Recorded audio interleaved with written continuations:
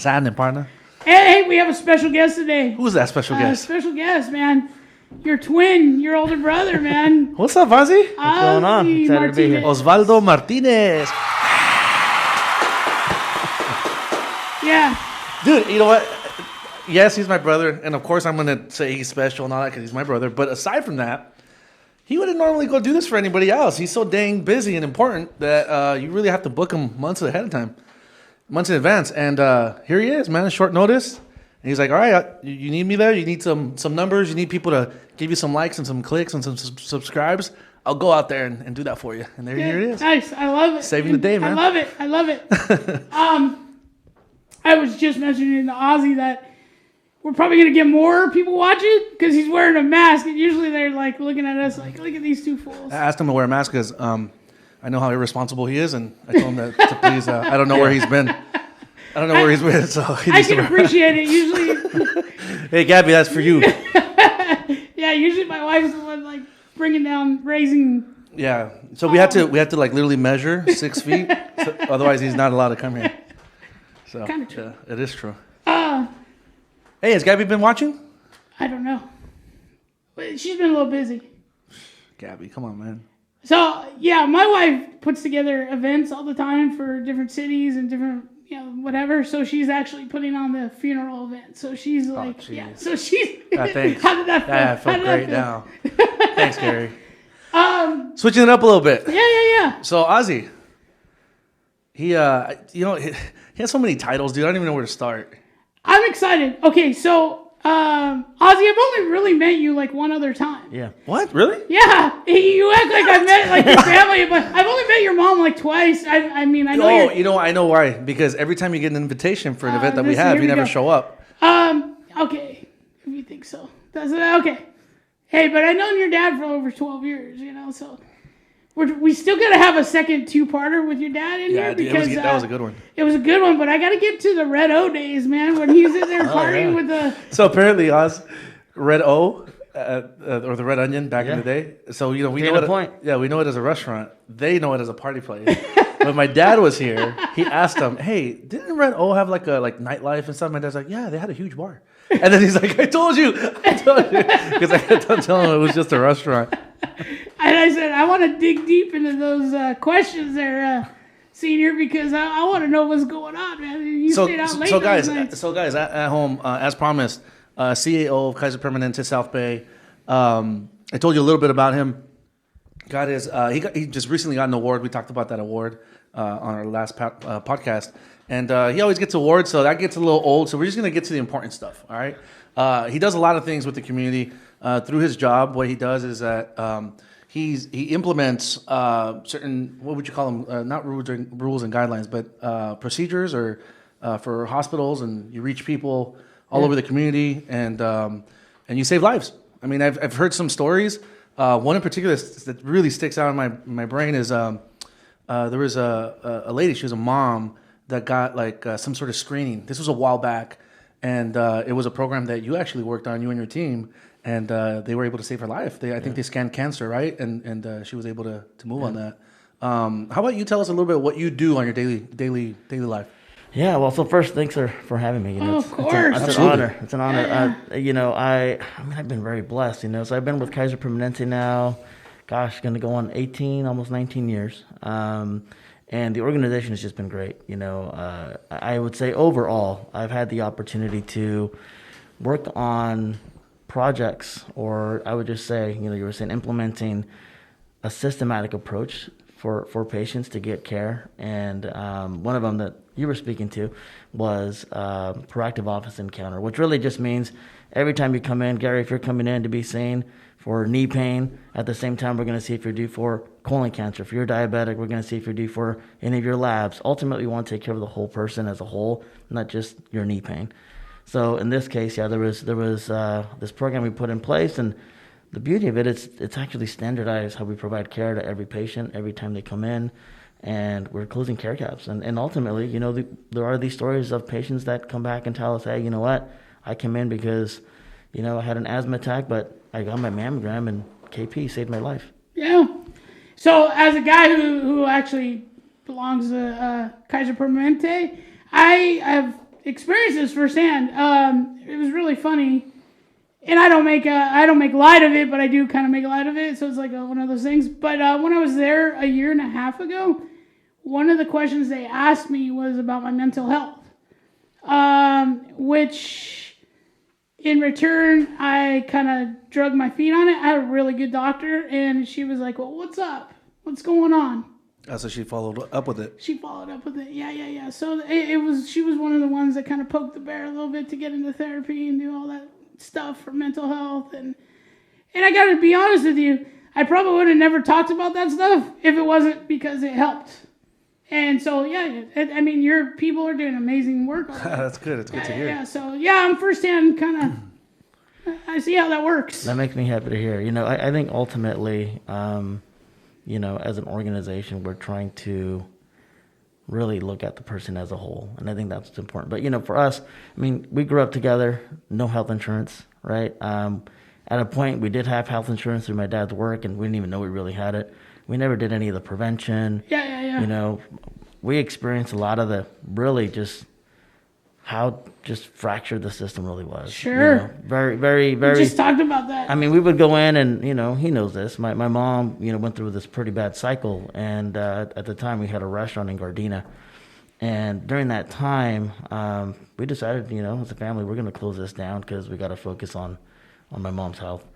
But she was going through some major depression because my grandfather had passed away, and we didn't know about therapy. We didn't know that she can be seeing someone to make her feel better. Yeah. She kind of, as a warrior that she is, fought it herself. Confronted it, family support. But it was tough. I mean, just to see how broken the system was, we would take her to the doctor, but it was episodic, urgent care, emergency department. It was stuff like that where it was always reactive as opposed to like preventative. Yeah. Well, it's also a cultural thing. Oh, majorly. I mean, I'm a guy, and I was brought up with a lot of pride not to, have to go to the doctor for anything. And it hasn't been up until I had cancer that, now I go to the doctor for everything. It's like, okay, I get it now. I get it, okay. But I love that because what happens in our communities, and I don't care what community you're from, people need to know that, hey, man, just maintain yourself so that you can live a long and healthy life. And a lot of people don't. That's what's amazing about it. A lot of people just don't take care of themselves. So how did you end up working or having the position that you have now? Like, where did this start? Because I do remember that since we were kids, you always wanted to be a doctor. And then, so tell us a little bit about those thoughts and then how it deviated into or morphed into where you're at now. Yeah. I would say deep down, I always had an interest in science, math, and, medicine. What's interesting, though, thinking back and reflecting on kind of just my journey, I'd probably say that a lot of it did stem from seeing what my mom experienced, the care or lack of care she got and how broken the system was. And I think that's what kind of drove me. So, we grew up with some very just strong core values around humility, helping others, supporting others. Our house was, it was like the train station, man. Like everybody came. I mean, my parents were the first here in the United States, and family came, from all over the place, and they would stay with us for a while until they got their feet on the ground and got going. And that stuck, it's like, how can I help someone else? And I think that's what, just deep down, it was about helping others. And that started to stem into, what can I do in terms of a career? And medicine, kind of stuck with me. And that was the beginning stages, I would say. One, I've noticed that about your family. Very caring family, absolutely hardworking, absolutely, just nurturing people. I've grown up differently than this guy, so for me, not saying my family, they weren't nurturing, but, we were close. And second, what happened to you?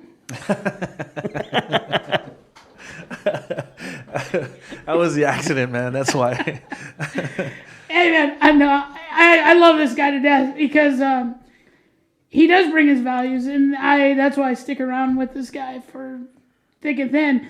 But with that being said, where'd you go to school? Yeah. Oh, I know where he went to school. I just love that school. So there's a couple things, I mean, we grew up in a neighborhood where, I mean, we didn't miss out on anything. I mean, I would say we grew up in a very underserved area, but, our childhood was amazing. And interestingly, and I've shared this before, we grew up in a neighborhood where the question was much more around, are you going to college versus what college are you going to? And fundamentally, that's just a very different question. But I got to say, our parents, our parents were just solid on, hey, listen, don't work with your back, work with your mind. Look how hard we've had to work.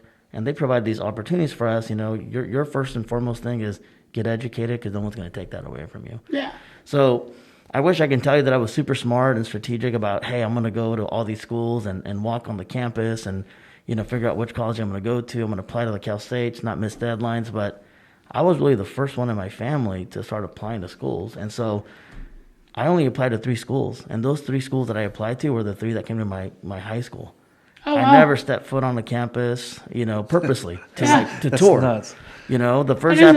The first application I did, so Biola came to the school, Loyola Marymount came to the school, Chapman University came to the school. Wow, but 3 amazing schools right there. Yeah, well, the first school probably laughed at me because I did my application and it was done in pen and whiteout, and I remember my mom. I was like, oh my gosh, I got to get this in by the deadline, and she drove me around right after work, and we had the application with us to get it postmarked because I wasn't going to meet the deadline.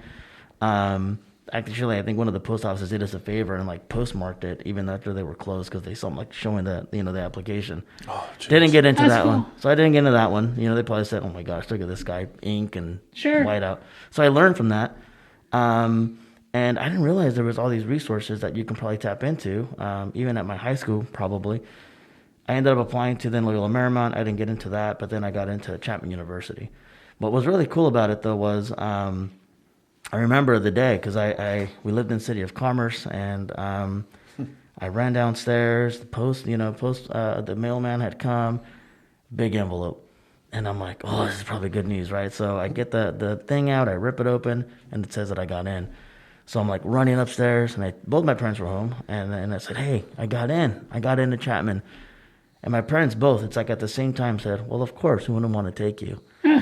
And I remember. That's pretty awesome. It is awesome. That's awesome. why I'm like. But this is the deal, though. So I think I started to learn how hard it was just to get into a school, right? Because I missed all the Cal State deadlines. I missed the UC deadlines. And I was at that point stressing out. I took honor classes, AP classes. I'm like, I need to go to college. And I was thinking, I really screwed up. And when they said that, instead of reacting like you did right now, saying that was so awesome, my reaction was more like, they don't have a clue. They don't know how hard it is to get in. You're the child, so that's what. Right at that time, right? Yeah. But again, reflecting back, I'm like, man, my parents always. That's pretty funny. Well, my parents always believed in me. Was what I think back now, of course. I mean, you're totally gonna make it. Someone's gonna take you, right? But again, at that time, I was like, they don't get it. So I always mentioned this to Senior a bunch of times. Senior, I call your dad Senior all the time. When, like you said, of course it is. That's the difference between how I grew up and how you guys grew up. Not meaning that was it was just different, right? It was just different. So when my mom said, hey, college is coming, you thinking of doing it? I think you should work. I think you should get a good job. I think you should go do this. And I always wanted to go to college. I was like, but after a while you start going, yeah, I probably should work, So the belief in you is huge. And that's what I try to teach everybody that comes through these doors. I believe in you, man. What are you talking about? I believe in you. First time I heard that with this guy, when we're going to do our podcast, usually I say something. I'm an idea guy. I love to throw ideas out there. And usually people are like, yeah, that's cool. You should try to do that. You should do it. First time ever, man. I had somebody go, let's do it. I was like, took a step back. I was like, okay, yeah, okay. All right, man, all right. Next day, there's a microphone on the thing. Let's go. Let's do this, dude. And I was like, all right, man, if you're serious, I'm all down. I'm down for it. But I love that in your family. I love the belief system. I love that. I've actually taken it into my own house because I think you guys have rubbed off on me that way with my kids. And it's pretty amazing. It's awesome to hear because the hard work pays off. I mean, it pays off. I always tell him, I tease him too, like, what happened to you, man? What are you doing? You're going to martial arts school. But that's hard to do, and to take a chance like that and have a family that, like he does, that believes in him, that's great support. So I love it, Yeah, I mean, it's funny because I see where he's at now and what he's doing. And, we were talking about, like, as individuals, we want to get to a certain place. Like, we all have a vision, we have goals, we have deadlines that we want to meet. But it's even better when you are taking care of that, but then you're looking around, and I see, like, my brother, for example, he's taking care of his goals, his deadlines. He's creating his vision, and he's attaining it. And it's so good to feel. It's so good to have a brother that you care for that is doing well, and you see he's doing well, and he's triumphant in everything he touches. Everything just blossoms, and I love that because everybody goes through difficult times. I'm sure he's gone through difficult times. I'm sure that with the amount of people that he manages and the amount of things he's responsible for, I'm sure there's fires to put out every single day. But he makes it look easy. He knows how to deal with that, and I know it's not. He doesn't have to tell me that he goes through these things every single day, but I know that he's able to handle it. And it's good to look over and just see where he's at and how he handles that and how he keeps on growing. You know what I mean? Oh. So it's inspiring to me because we have little fires here. We have people we deal with. We have different types of personalities. We, all this COVID upside down world that we live in right now. And I'm a business owner. And I'm like, I look over and I'm like, dude, this is one business. This guy's running hospitals, many. It's like, if my brother can do it, same blood. I can do it too. We'll figure it out. And so he gives me something to strive for and something to look up to. You know what I mean? And he's always been like that his whole life. His whole life has been that way. Well, I mean, after hearing your dad's story, it's no wonder why you guys are like that, It's like, and, it's funny to train with your dad, right? Because he's like this big, right? And but his effort at his age is like beyond like me. Like, I can't believe it. It's like, I shouldn't say that because I can. Before I used to be like, I can't believe this. But I can believe anything when somebody believes in themselves and has the support that he does. I totally believe it. Yeah. Hey, so tell us something.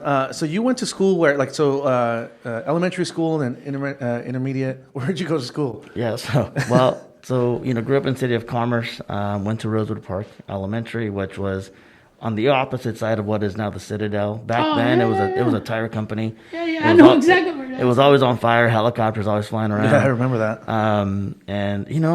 That school, though, it only went up to 4th grade. And we would ride the bus, to school every single day. We had one car in the family. My dad would use it for work because he worked all the way in Santa Monica. And my mom would, after school, pick us up. She'd ride the bus into where we had to be, and we'd get out of school, and it was like a fun day because my mom would show up at our school. We'd come out of school, and then we'd go to the park and hang out all day before we'd go out and, there was a little snack shack. I was just about to say, do you remember that snack shack? They had the best. It was like a miniature In-N-Out, I think. So good, dude. And I think they saw that because we would only order one burger and then one thing of fries. And we split it up. And there was 3 of us, my mom and my brother and myself. And they would always give us a ton of fries, man. That's cool. Because they're probably like, oh, yeah, you know what? Like, they're only buying one for a reason, you know what I mean? Yeah. Put a ton of ketchup on it and just go at it. Well, and back then, they had the aquatic center. They still do now. It's actually named after Brenda Villa, which is, another person you guys should try to get because she's Olympian Brenda Villa. Shout out. Yeah, and she's actually they named the aquatic center now after her, which is pretty cool. She ended up going to Stanford on the full ride or something like that, and just doing amazing stuff. So we swam there, and back then it was free. Nice. I mean, it was really a program to try to get kids in and support them. And, I think part of the work you guys do here, you're trying to support the community, trying to do something good for the kids and building responsibility, accountability, because I think sports can really do that. And so, grew up there, did that, and then 5th grade, you have to go to school in Bell Gardens. And now you're catching a city bus, and then you're walking a bit. And it was Suva. You're not only catching a city bus, you're also catching some fish, man. You're catching all kinds of stuff, man. You went from this way, now you're going that way. Well, I mean, back then, I always said, it's good to be book smart, but it's also good to be street smart. And I think the places we grew up in, again, when you teach someone, the right stuff and again, the strong core values, you can hang out with the wrong crowd, or you can hang out, on your own and do what you need to do to get by. And at the same time, you do become street smart. I mean, that school was from 5th grade to 8th grade, and it was year round because there were so many kids that would go there. So you were on different tracks. It's like A, B, C, D, and E track. I remember the track nuts. stuff. Yeah. It was nuts. And it's this huge school. It's, a little 5th grader going to school, and these 8th graders looked huge, right? And there was gangs. I mean, you name it. There was definitely people from everywhere. And, there was times when you all of a sudden, you looked up and you're like, okay, something's about to go down. Yep. Get out of that space, walk the other way. There's a lot of that stuff that was going on. But, my parents started to notice that. And they decided to, this part's funny, they decided to move to Santa Fe Springs so we can get a better school. And I remember that because I was on a track. In Santa Fe Springs, it was summer because they just had your typical schedule for schools. And instead of allowing me to have a summer, they said, okay, you're going to go to school. So that whole summer, I went to school at Suva during the summer. Because he was on that track, so he had to go to school. Still going, yeah. And then once we moved and school was going to start, then they pulled me out of that school, and then I started school in the other place. Oh, so you didn't get a summer? I didn't get a summer. But that's something towards the work ethic your parents are teaching you right there. Like, hey, you know what? Summer's every day, right? Hey, don't worry, you can get it after school. You're in Southern California. Summer's every day. That's right. That's every day. That goes back to because my wife's family is the same way. When they talk to the kids, it's like, where are you going to go to school? Not, are you going to go to school? Right. Big difference. And my kids have kind of fallen into that. Both of them, I'm very proud of them. But hearing that and seeing what you've accomplished, it excites me. And I told them, we've had AJ in here, we've had your dad in here, and all men of color. And when I say it excites me is because as we grow up, you're becoming the guy that kids are looking up to and going, hey, I can do that. You know what? That's pretty cool. And it doesn't always have to be, and I was telling this to AJ, it doesn't always have to be about sports. Sports are great. I'm with you 100% with that. It definitely builds a lot of things. Discipline, it builds so much. But to see somebody over here accomplish something because of their mind and not because of their muscle, it gives somebody a different vision and a different course. So I'm all about that. I always tell them that. I'm all about kids being able to see a different course or a different path that they can take and just using this. At some point, if I recall correctly, because you were playing soccer, you played a lot of soccer, you had to make a decision because I think you had an opportunity to go and maybe start heading towards the side of professional soccer. Oh, wow. And then kind of think about whether what type of studies you wanted to get involved in. Do you remember that? Well, there was some youth clubs before I went to college that I was playing for. It got a little difficult because then we had the restaurant. So for you guys that don't know at home, my family had a restaurant, and we pretty much grew up there. We did everything there, from just cleaning tables to washing dishes to cooking. We learned it all. We were there all the time. Our homework, we did it all. Yeah, everything. We did our homework there. We did everything there. Yeah. So I enjoyed playing. I played all my life, and I think part of that, again, set some really strong foundations. My dad was like, you gotta have your shoes ready, you gotta have your water ready to go. You name it. I do the same thing with my kids when I coach now. And I think, what was really cool is even though my dad was working 2 jobs, he'd always found time to do stuff like that with us. And I did. I loved it. I had a ball with me at all times. I told him this morning I coached my youngest girl. That's where you're coming from, right? That's where I came from. So, I just love the sport. I love it a lot. And I actually had the opportunity to play in college. So when I went to Chapman, I actually was very fortunate, and I was the only walk-on. I didn't even know that they had recruited people. I saw this guy wearing shorts, and I'm like, hey, do you happen to play? And he goes, yeah. And I said, you play for the team? He goes, yeah. He goes, you should come out. And this is 2 weeks before school started, and they're like, there's going to be tryouts. I'm like, okay. So when I signed up, I told my counselor, I'm like, put me down for soccer. She goes, because I needed an extra unit. She goes, have you even talked to the coach? I'm like, nah. I'm like, but I'll make the team. I'm okay with that. I'm good. That's pretty funny. That's awesome. So I went out. I didn't have any of my gear. And I went out just to kind of see the guys because they were practicing across the street at Orange High School because NCAA rules, you can't have the coach there until school starts. So I went out there, and a bunch of guys were out there. And I swear, I thought 2 or 3 of the guys were probably the coach because they were just, big guys. Big college guys, right? And I was like, no way. I'm like, how am I going to play with these guys? So the guy ended up seeing me. He went and introduced me to the captain, and he goes, you should come out tomorrow morning. He goes, we've been training, 2 times a day. Come and run with us in the morning. We're going to get together. And I'm like, okay. And I'm like, what am I going to wear? So went back, and all I had were like these just not running shoes. They were just like, just your typical just tennis shoes. And I had some gray cotton sweats and a T-shirt.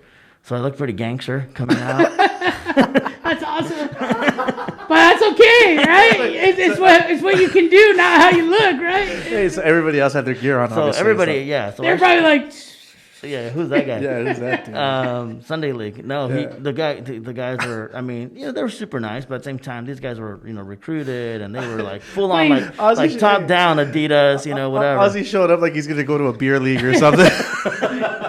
hey man, and you know what's funny is I've coached a lot of sports. I've coached everything from the little guys all up to high school, and usually those are the guys you got to worry about because they're the ones who have the most confidence. And they're the ones who play like 24/7 all the time, just like pick up game, let's go. Let's go train, let's go. Yeah. So those are the guys you got to worry about, man. Well, it was one of the hardest things I did, to be honest. So the 2 weeks I trained hard. Actually, I was having a really good senior year in high school, but then I got my nose broken in one of the games, and I was out. So I wasn't necessarily fit. I had done stuff over the summer, so when I got there. I remember once school started, it was 3-a-days, 6 in the morning, and then you would go again at 4, and then go again at 8. Oh, geez. And these were tryouts for 2 weeks, and I remember waking up 2 in the morning, 3 in the morning, stretching because I was like, how am I going to keep up? But I kept working hard. And back then you didn't get a text or anything. We didn't even have cell phones, right? So the day that they were going to post the team, now granted there was like 11 people coming back that were seniors. And, they were just good. It was just a solid team. So there wasn't a lot of spaces then. Well, and I told my parents, I'm like, hey, I told my dad, I'm like, I'm gonna drive back to see if I made the team. He goes, come on, you made the team. And I'm like, you haven't seen these guys, So I drive back, and I remember going into the locker room, and it was posted. The list was posted. Nice. And I go up there, and I looked, and I was like, blown away. I was like, there's like, it's like a scene from a movie, right? Where you're like the only guy in there and you just go nuts, right? I'm like, I literally, I got pretty emotional. I got teary eyed, and I was just proud. I was so excited that I had made the team. El Rudy. Yes, exactly. Well, what's funny is that, that team, we went to the Final Four. Wow, that's awesome. Played on that team. And I tell you, I knew that I wasn't a starter, but I warmed up every single game like I was going to start. And, that's what I share with the girls. I coach them now. I'm like, you know what? It doesn't take any skill to give effort. Yeah. And you got to give it your all. Like you're going to play from the beginning of that, I like that. beginning of that whistle to the end of that whistle. Yeah, so my oldest son actually has kind of the same experience, played football at Chapman, and just got a job. He's teaching now at Laguna Hills High School. Or no, I take that back. He is teaching at an elementary school, El Moro Elementary School. That's what it is. And so, yeah, I get it. When he was going there, they would always say the soccer program, the tennis program. It was never the football program when he went. The football program was just on the way up. So he got to experience that they were the first kayak champions ever. So that was kind of cool. And that's cool. That was the first time, though. I didn't have to, dish out for cleats. And I didn't have to dish out for whatever, because nobody tells you that when they go, man, all that's taken care of, so. Oh, really? Yeah, that's where I was like, yes. Oh, that's cool. It wasn't like that when you were there. Yeah, well, we got everything separately, but we got all of our gear. We got travel, you name it. Yeah, you actually made up money because they give you like $25 when you go on a trip. Yeah, you get to a eat, stipend. Yeah, and you're like, you're not gonna use all that That's money. cool. So when they went to NCAA championships, it was a great experience for me too, because everywhere they went, we traveled with them. Oh, cool. That's fun. So right? That's fun. My parents we would always either rent a van or get a van, and we'd go follow. And then I drove through all these states. I'd drive my parents. Yeah. And we'd go and we'd cheer them on. And do you remember the noisemakers and all that stuff? Yeah. Matracas. Yeah.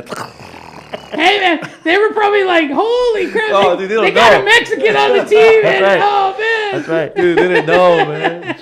Well, you know what's funny is that year there was actually two other guys that played on the team, Eric and Gary Hurtarte, who were from Bell Gardens. Oh wow! And guys were so good, too. they were really, solid guys. And so just, you just never know, small community. Now, Yeah. I got to say, when I went to Chapman during the time, it was a little bit of a culture shock. Sure. I mean, all of our lives in LA County, and it's Behind like the orange curtain, I always tell them that, man. I always tell them that. as soon as we got into Orange County, I went to Chapman, I was like, whoa, people don't look like me. Exactly.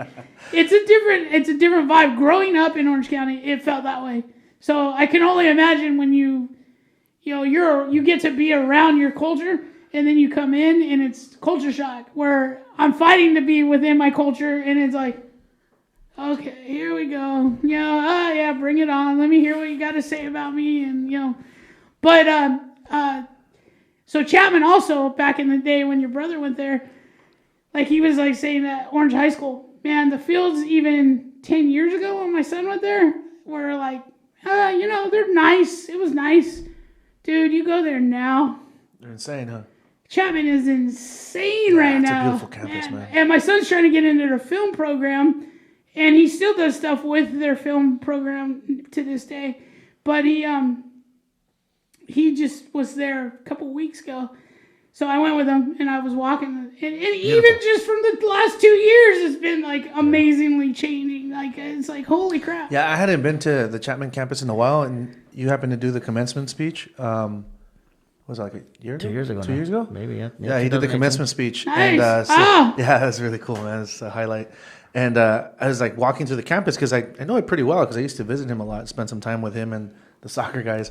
And I was just looking around as I was walking. I was like, oh my God, this place is gorgeous, man. Like, it's just amazing. Well, what they've that's done. their sell now to athletes is, hey, man, we might not be Division I yet, but when you're done through this and we are Division I, they're going to be like, oh, you went to Chapman University? That's the sell on the athletes is like, we're going to get there, So, yeah, it's pretty amazing, dude. Yeah. So I'm going to fast forward a little bit. So you were at Chapman. Then you went to UCLA. How did that happen? So I ended up at Chapman during my last 2 years there. I actually, my counselor, who was Dr. Stephen Chandler, amazing guy. He's retired now. He retired this year. He gave me an opportunity to work at the VA in Long Beach. Oh, nice. Oh, I remember that. That's right. So I got the opportunity to do behavioral health research. It was two doctors, weren't they? Dr. Michael Cohen. He actually recently passed away. I didn't know that. Yeah, so actually they were at the commencement speech, which was really cool. Super nice, both of them. So he gave me this opportunity to under actually a grant. As a matter of fact, he just reached out to me yesterday because the VA wants to reach out because part of their grant that they had was to also support underserved communities or students from underserved areas. And so I had this opportunity to work there. So I did research at the VA in Long Beach, looking at behavioral health, and it was an incredible experience. He taught me a ton of stuff. I did a lot of work from just kind of your day-to-day stuff, but also he taught me just how to do data, how to do research. I mean, just a lot of really cool stuff, and even how to run the lab. And once I started to look at that, I started to shift my perspective a little bit and really thinking about, again, the systems of care. And I felt like I can actually have an impact on a delivery system, not necessarily just by putting hands on a patient, but looking at the system and being able to look at the business side. So that then started to give me some interest. And myself and my really good friend Adam, who went to Chapman with me, was also working there. And Adam Medlin. Adam Medlin, I love yeah. that guy. Shout out to him. And he and I did research there, and we both started looking at schools in public health. And so I ended up applying to really just 3 schools because I wanted to stay in Southern California, and the 3 accredited schools really were San Diego State, USC, and UCLA. Ultimately, decided to go to UCLA, and it was my first choice, and had an incredible experience there. He's being very humble. There's a little bidding war going on with UCLA and USC. Yeah. Ended up going to UCLA. Yeah. And you know what? Okay. If you're an athlete, go to USC. I wouldn't even say that.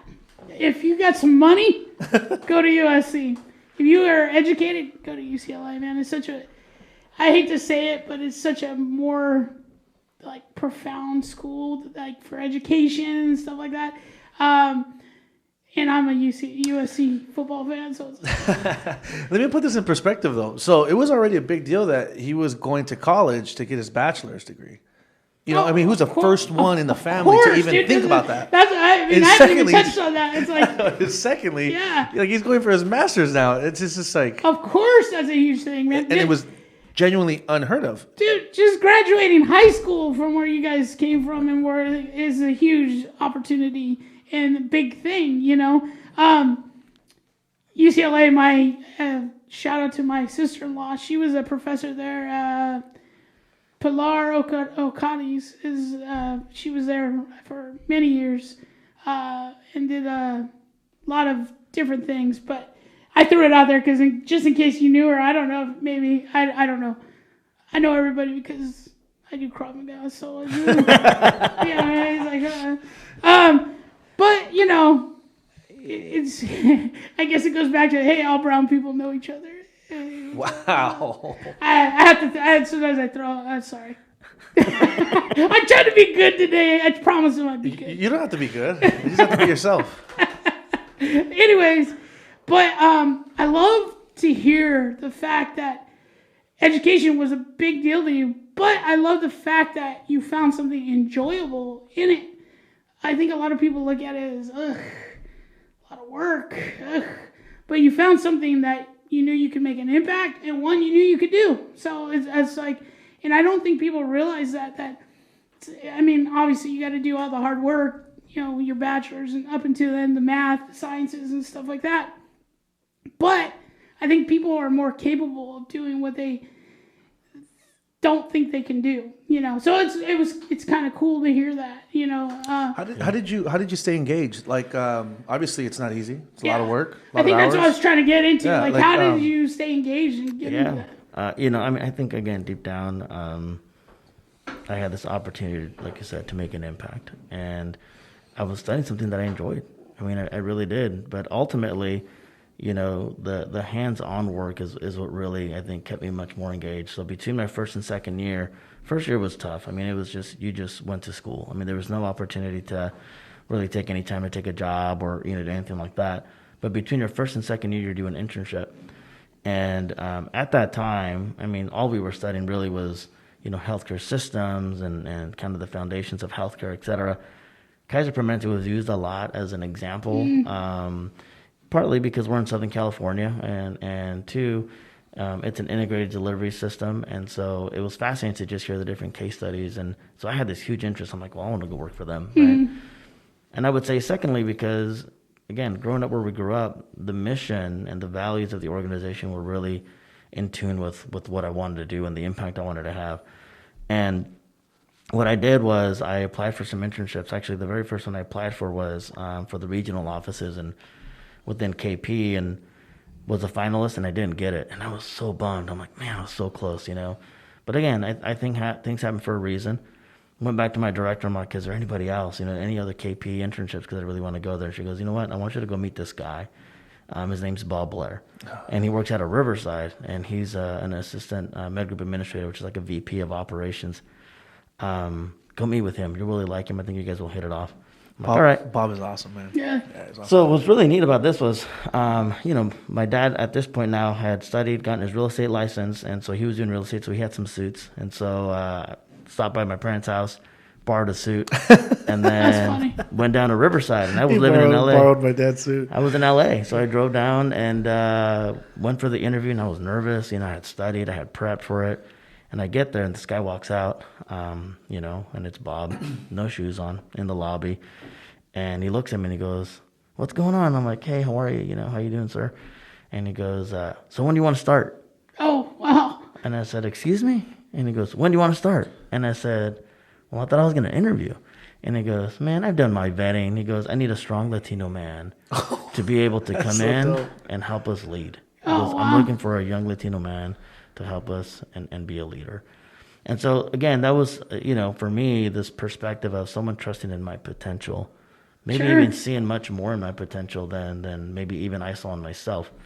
And I remember him saying, so, what do you want to do? I'm like, well, I want to work in operations. He goes, all right, what does that mean? And I'm like, I have no clue. I don't know. What does that mean? I don't know. Right? That's how usually everybody's like, I have no clue. But you know what? The guy took me under his wing and gave me the opportunity. And so I think, again, that's really stuck with me. There's people like Dr. Stephen Chandler, like Bob Blair, who take a chance on someone and ultimately create this incredible path or career that, maybe they saw some of it or foresaw some of it, but you yourself have no idea that, man, this guy just like totally opened this huge door for me. And yeah, you got to do the hard work and put yourself out there and do the stuff you need to do. But, the fact that someone actually allows you not just to come to the door, but says, hey, let's give it a go. Well, not only that, but I mean, it's got to be difficult. You were in LA, and how often did you have to go to Riverside? I mean, that's a huge drive, man. Yeah, just to miles. Get there. Yeah, 60 miles. I went every day. So during the summer, I went every day, and I asked to stay on part-time when I started school. So I was a teacher assistant for the first years of the master's program, working also at Riverside about 20 hours a week, and then still a student for my second year. That's insane. But, again, I think those were all important investments. How many miles did you put on your car? A lot. I mean, it's 60 miles each way, yeah. Each way. Well, when you get an opportunity, it's important for people to hear that, is because you get an opportunity, you take it. When you're first coming up, you take it, and you've realized how big of an opportunity it was. So it was like, yeah. I talked to some kids, and I had gotten this from someone I saw do this pretty interesting thing. He had all these people in a crowd, and I do this with these kids now when they come and they volunteer during the summer. And I always like to go their first day, and it's like 8 a.m, and some of them are still like cleaning the crust out of their eyes, They're all high school kids, and I'm like, hey, you know what? You made a big decision today. You could have stayed home. You could have still been sleeping, making plans to go to the beach, making plans to go to the movies and check out a movie with your friends. And at this point, they're looking at me like, what's this guy talking about? Like, I could have been doing all that, right? But I'm here. I said, and I'll be honest, you made the right decision of taking this opportunity. I said, in life, you're going to get many opportunities. And then pulled out like $5. And I said, who wants these $5? And they're all like, they perk up a little bit, right? And some of them raise their hand. I'm like, no, but really, who wants these $5? Not everybody's like raising their hand. I leave it there and I keep chatting with them. And then about 10 minutes in, I ask again, so, who really wants this money? And then they're all kind of like, getting a little hyped up, and they raising their hand even higher, like, I want it. Put it back down. And it's been, every single time I've done this, a girl who's gotten up from the back, looks at me, and just locks eyes and is like, I'm coming. I'm taking that $5. I need that $5. Yeah. Makes her way up, and then I give her the $5, and everybody's like, whoa! And it's $5, right? But the whole point is, I share with them, there's going to be many opportunities that are going to come to you. Yeah. All of you are going to want it, but who's actually going to get up and get it? Right? And it's a simple visual, simple exercise, but I mean, it's one of those things where I do talk to a lot of, younger careerists now, and I think there's this perception of like things coming to you. And the reality is, I wish I can tell you I was super smart in how I, strategic again, on how I was doing this when I was even at Riverside, but I just wanted to learn. I wanted to grow. My parents had taught us, hey, you know what? Go, show initiative. Someone's washing the dishes, go dry the ones that are getting washed. Just show initiative. Take out the trash when no one's asking you. So same thing at work. I'm like, hey, I see a problem. I'm going to go try to figure out how to, how can I help? And by doing that, I was kind of building this career for myself. Again, not realizing, I wish I can tell you that I had this whole like blueprint of how I was doing that. But, I was covering departments when people were out on medical leaves or sick leaves or vacation. I'm like, hey, put me in there. I'll manage the department while they're out. And they're like, well, how are you going to build the capacity? I'm like, I'll figure it out, but put me in there. I want to learn. What I didn't know is that others were seeing that and saying, well, for opportunities, why not him, right? And I think that's what our youth really needs, and not just our youth, really anyone who's looking to continue to grow in their career needs to be thinking about. Yeah, not only our youth, because there's people, there are adults. There's adults that are stuck. We've talked about this. They're doing something and they feel stuck, and not just at work, maybe in life in general. And this is just, it's good for people to hear this because they don't need to be stuck. They can start working to get out of that. Yeah, I mean, we talk about this like crazy. So also, I want people to realize how much you are like your father. I got a chance to really get in deep with him on the conversation about how he got here and how he worked and how he made his way up through the restaurant business. He basically did the same thing. Whether anybody recognizes it or not, he basically told us, "Hey, I need somebody over here who wants a job." Oh, that's right. You got in the car, huh? And he got in the car and he was like, "Well, no, these guys actually work for us. Who are you? Who are you?" And he told that story and he got the opportunity. I mean, so initiative is 100% everything, and people get different opportunities. I was telling him when we were talking about this stuff, I am a slave to the government, man. And it was because I was a dad very early. I was 19, and came into that. And so I wanted to put food on the table.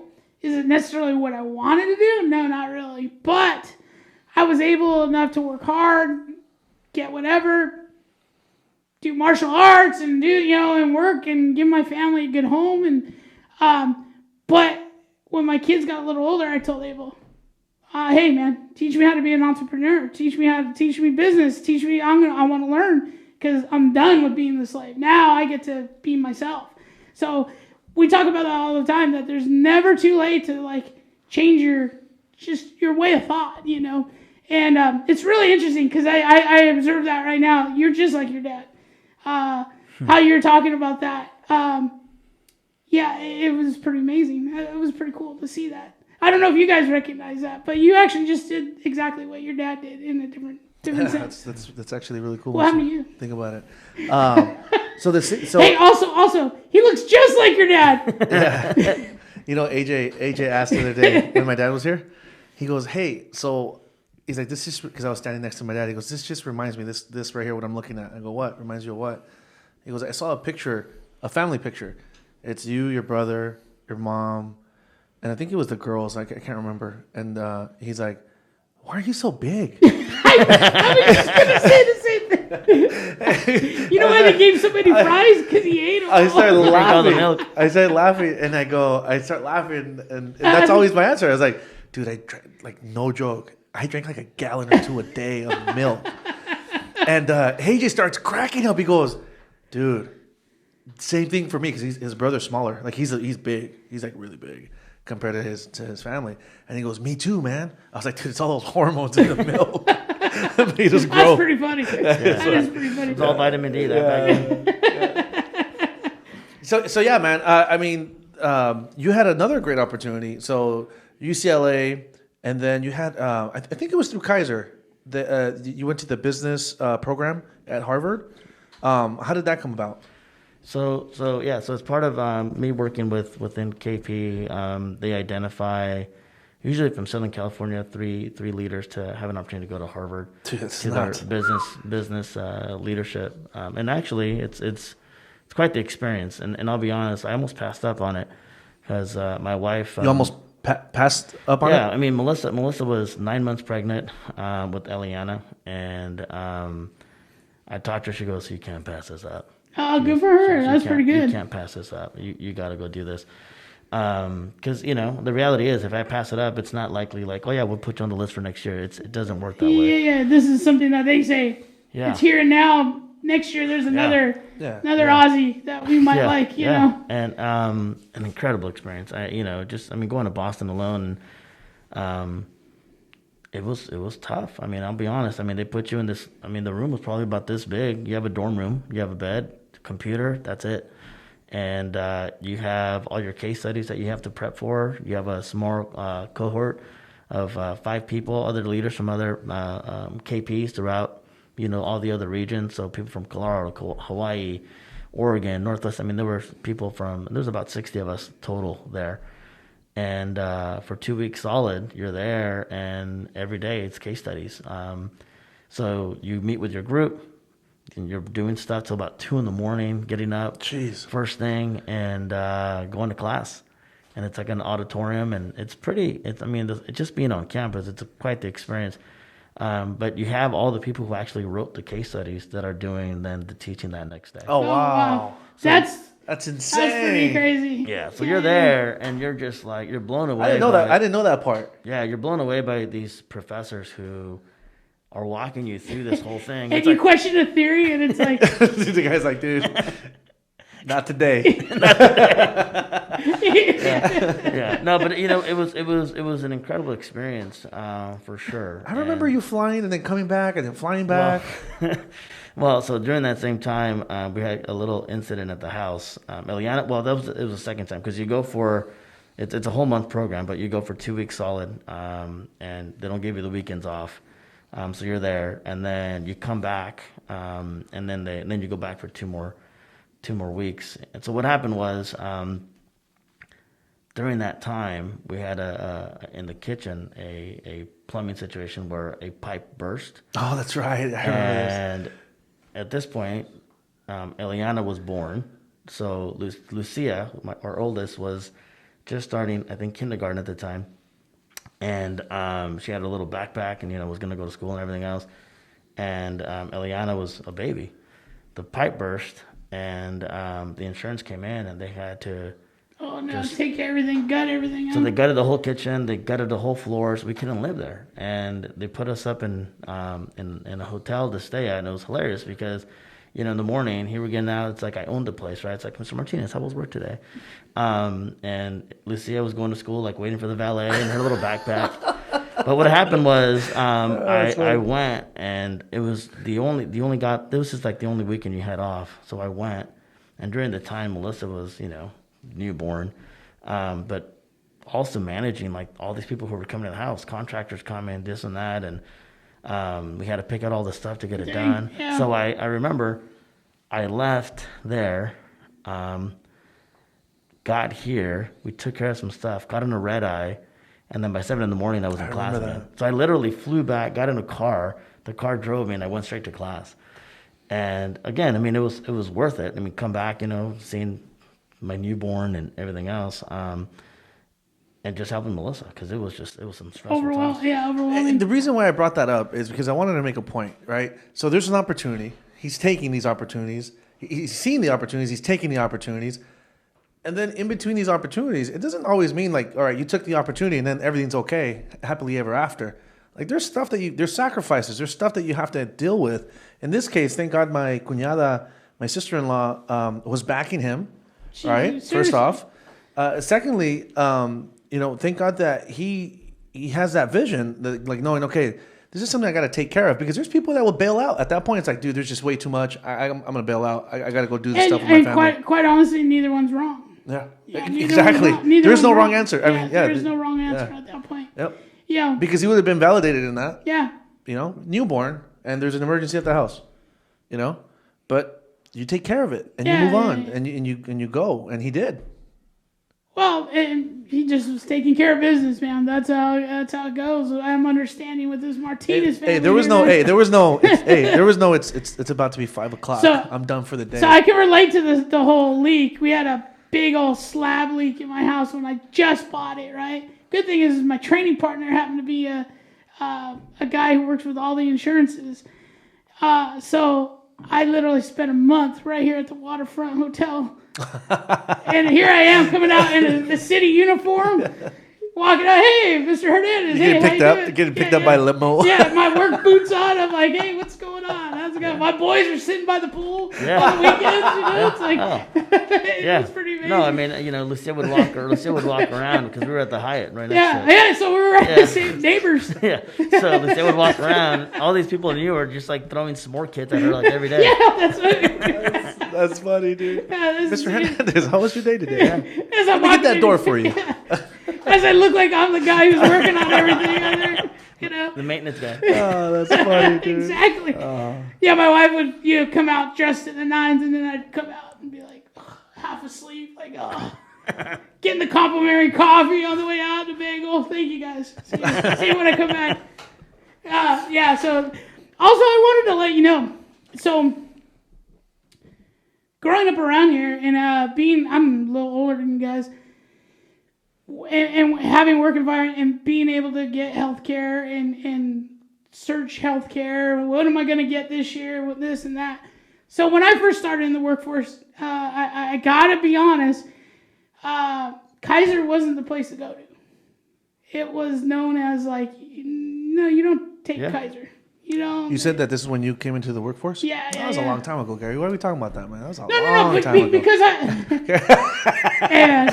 take it easy.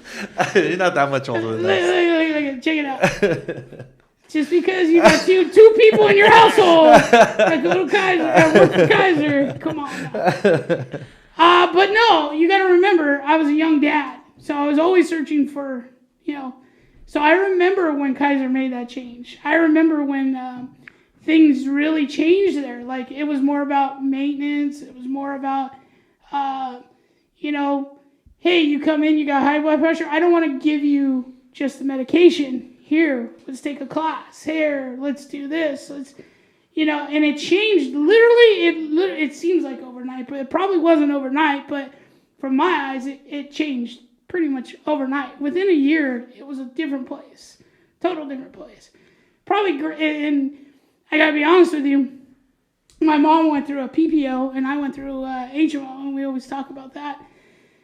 She did not have the same health care I did when she passed, and I'm very grateful for Kaiser for being thorough and checking and doing all kinds of stuff. So I just had to bring that up because I appreciate that. I do recognize that actually, and I would say it's something that the organization, I would say, remembers. It was, how do you change and shift the mindset of what our brand's really about? The quality that we provide to our patients is really your true north. And so how do you build, again, a system that's going to take care of our patients? And, one of the things that we talk about even today, as part of our strategy, so at our medical center, we talk about the 3 E's.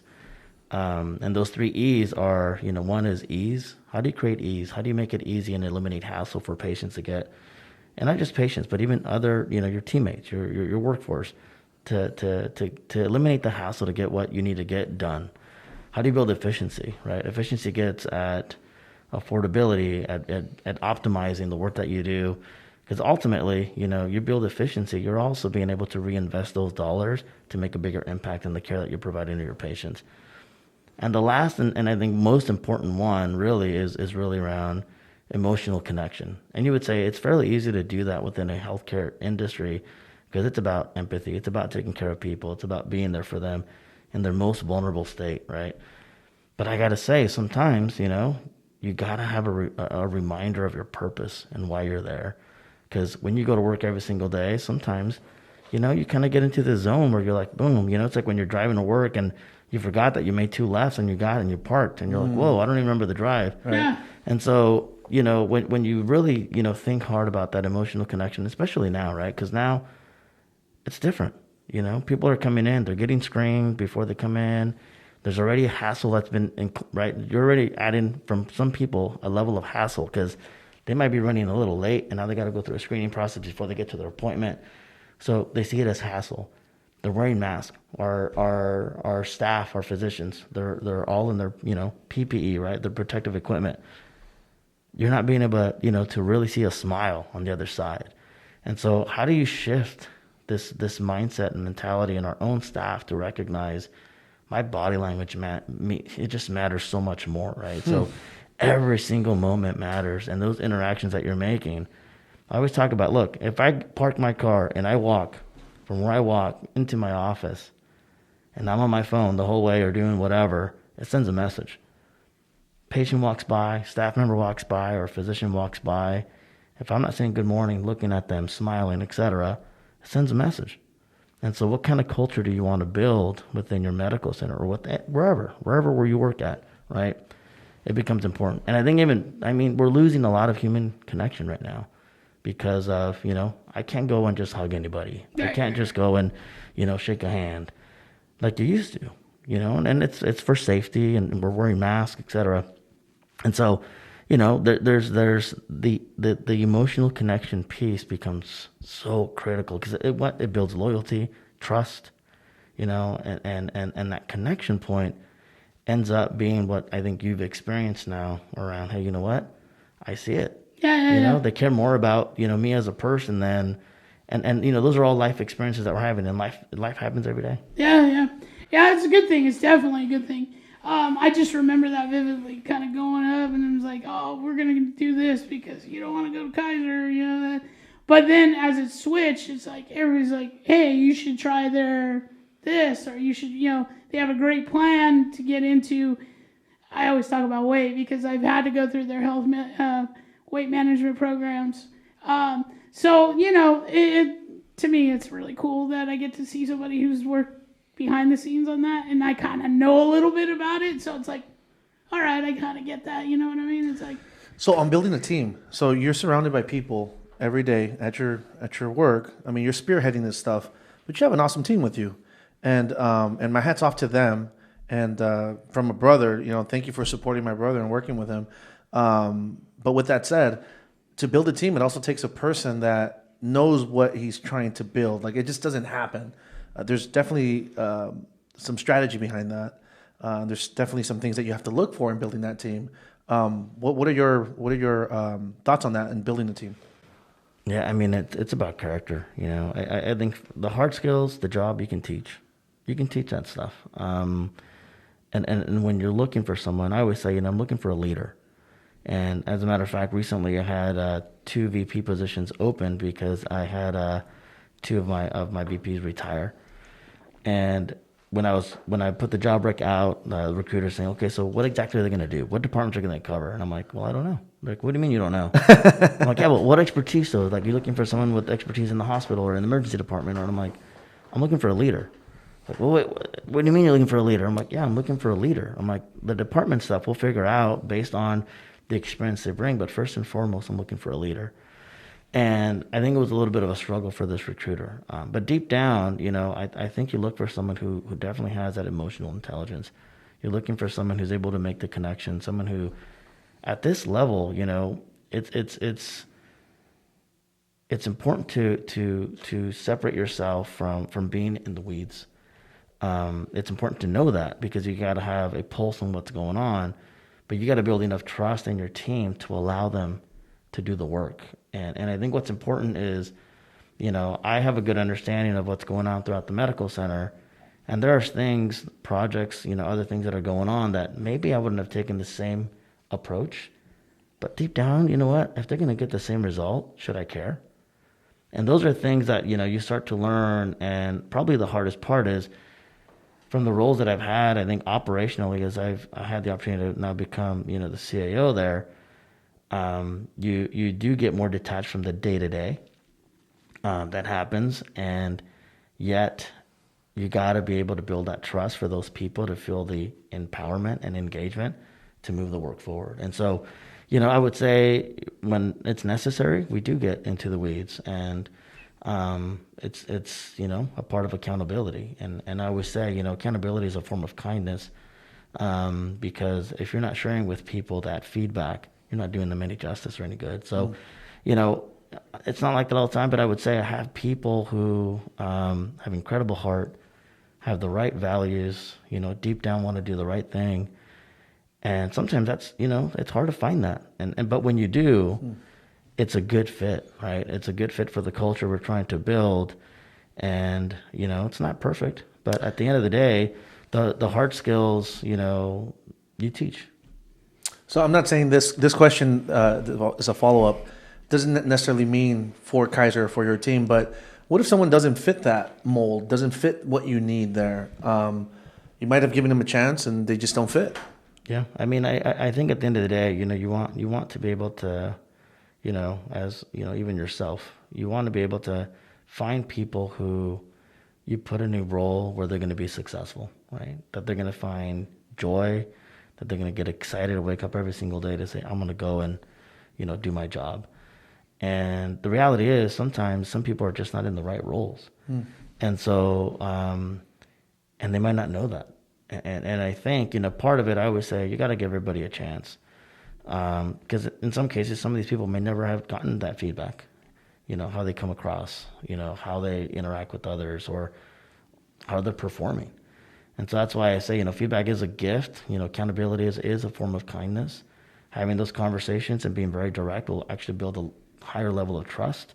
It'll be painful. No one likes to have those conversations, but once you get through that, that pain together, I think you start to realize, and I think more importantly, they start to realize it's probably not the best position or opportunity for me, but what is, and how can you help me get into that role? But I think when others are not getting it, then it's probably more of a performance issue. And I think in the best interest for you to have to make some difficult decisions to say, I think it's not the best place for you. Yeah, having those having those tough conversations is definitely even in that alone is a learning curve, and it's always uncomfortable. It never gets easier. But those positions of leadership or those leadership positions always come with not just the fun stuff, like all the cool stuff you talk about, but it comes with some tough conversations and some tough decisions sometimes. And that happens at every level. Doesn't matter what, if you're a leader of a soccer team or if you're a leader of a massive company or whatever, Yeah, we talk about that all the time, man. It goes back to a lot of things. He's very good at like easing into things. I'm more like, screw you, you're gonna see a type of guy, and I don't mean it. Like you said, it's something you gotta learn. I don't think it's easing into it. I just think that because both of you know me well, and I'm an emotional person, and I've really had to work really hard in not reacting, not being reactive, taking a step or two back, not making a decision at that moment. Waiting overnight, waiting to give a response maybe in a couple days, or no response sometimes. All of that matters, and the more you learn that, the more you learn how to control your emotions, the more you can use your brain and make good decisions. Yeah. And it's taken me a long time to learn that. Well, I there's and we go through different models that we learn and whatnot. At the end of the day, we all have our own perspectives, our own what we call our own internal lingo, like our own maps, right? And those are based from when we were kids, when we grew up, experiences that we have had. So when you see someone send you a text message that's in all caps, you have a connection point to what that means to you. Yeah, sure. What does that mean to you? No, I know what it means to me. It means I'm sending all caps back. But see, this is the deal. So, simple example, right? But the reality is, no one's saying that your perspective is right or wrong. Right. It's your perspective. What becomes important is how you react to that. Yeah. And both behaviorally and emotionally. So you have an opportunity to say, hey, I'm going to challenge my thinking for a second, and I'm going to choose how I'm going to react. And before I react, what's the ultimate result I'm looking for, right? And is my reaction in all caps going to get me there, or is it not? Right. And so, I think what's important is just recognizing your perspective can actually be accurate. So the all caps could have been on purpose. Like, yeah, you know what? I'm upset, and this is to you, Gary. Yeah. It doesn't matter at the end of the day, though, because even if it's accurate and your map is accurate, how you react, you ultimately want to link back to that result you're looking for. So, like, if this dude sent me all caps, I know he's poking the bear, and I know I'm sending something back, probably. So you've accomplished quite a bit in your professional life. One thing I want to touch on before we move on into a couple other questions that we were talking about. I want to get into your guys' childhood. I want to get into you, like how he feels about being the little. I do want to say brother. this. I want to ask you this because I've seen you from the outside. I've watched you in your day to day, and you've become a master at this balance. And the balance is the way that society says it is work-life balance, but I've heard you say it as life balance. And you were very specific about that. And I just wonder if you could just briefly tell us what your thoughts are on that. Yeah, I don't call it work-life balance. I do call it life balance. I think work is part of life. And I think each one of us sets our priorities. And those priorities and boundaries that we set are critical for what we look for. And I always tell people that I work with that everybody's in a different place in their life, right? For me, I'm a dad, I'm a husband.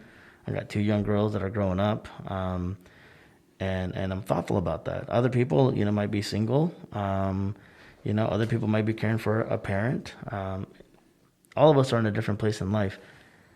Other people might, see working out as a priority. Other people might see, going to church. You name it. Everybody has their own priorities, and you got to be able to find every single one of us has 24 hours every single day. So ultimately, I got to figure out how do I provide the balance where I get done what I need to get done for my job. I get done what I need to get done for my family. And, even within KP, incredible organization. It's been an incredible blessing to work there and be a leader there. And first and foremost, for me, it's always going to be my family. And so at the end of the day, if I have to make a decision between where I go to work and my family, I know what the decision I'm going to make. But it's because I'm very clear on my priority. And so, yeah, I make time to coach. I coach both of my girls. One of them's in a club team. The other one's playing AYSO, 6 years old. But that's important, and I think back, to, again, our parents and what they did. They figured it out. I mean, they were always there for everything. My dad, I got this story where I was ashamed, and now as a parent, and reflecting back, I thought about it, and I actually apologized to my dad many years later, and he just laughed about it. But what happened was, I was in 7th grade or 8th grade, and I played the trumpet, and I had this solo that I was going to play in. And I look in the audience, and my brother's there, and my mom is there, and I didn't see my dad. I'm like, where is he? Now, he works in Santa Monica, and this concert's like at 5 or 6. I can't remember exactly. Yeah, worst time for traffic. Yeah. And, Santa Monica, dude. Yeah, Santa Monica, you're not getting out of there. Trying to get to Santa Fe Springs, right? Yeah. So I'm there, and it's my solo, and I'm like, where is he? He's not here. And then the concert's about to start, and I look up, and I see him. And he's standing room only at this point, so he didn't get a chair. Standing in the back of the auditorium. He's got a white T-shirt, and he's got checkered pants on because he was a chef. He just got to work. And I'm like, what is he wearing? That's the first thing that comes to mind. Yeah. Play my solo, do the concert. All the kids are going to their families. I pack up my trumpet, and I go to the classroom. And I remember this vividly. Go to the classroom to try to, have as many people leave as possible. And then I come out to meet up with my family. And it's because I was embarrassed. And then as a dad, I'm like, good God, he probably even went on the carpool lane, figured it out to get there on time, right? What a jerk. Yeah, absolutely. Absolutely. And, he laughs because he goes, I don't even remember that. But again, deep down, I think about all the stuff that, our parents did for us. I'm thinking, how can I not figure out how to do it? I mean, my dad would go to night school to learn English, and I'd go with him to help him learn English. But he found ways to include us, right? My mom found ways to include us in things that they needed to do, but ultimately we did them together, right? And so for me, when it comes to work, when it comes to the family, we got to figure out how to fit the time, because you got to do it. It's important. So how did you, what made you think of that you brought it up again to my dad, and then to ask him, to say, yeah, I'm sorry about that? How did that stick with you? I mean, after I think you become a parent, you realize the sacrifices you make for your kids, right? And that was a very selfish move on my part, right? So, I think it's these vivid things that happen in our lives that just stick. And that was one of them that it had always been in the back of my mind, and it was just there. Yeah. I'm glad you did something about it. You know what I mean? That's cool because it brings you peace. Yeah. And my dad, even though he probably didn't remember it, is still seeing how much you've grown and who the type of man you are. You know what I mean? That's cool, man. I appreciate it. Yeah. I get that, though. I mean, we're all get a little embarrassed of our families and our parents every once in a while, Same story, kind of, I've had it go both ways. So I did that with my mom one time, she's so loud. But she was the type, cheer, do whatever, and I'd be like, oh. And then it wasn't until I got older, and I'm exactly like her, and I'm loud, and I'm like, yeah, let's go. And I'm like, man, Mom, I'm so sorry, Everybody's looking at me like I'm the jerk now, and she's all, yeah, but that's all right. You recognize it? That's good. And she goes, I meant to do that too, just so you know, embarrass you so that you. Yeah, that was my mom. But it happened to me then.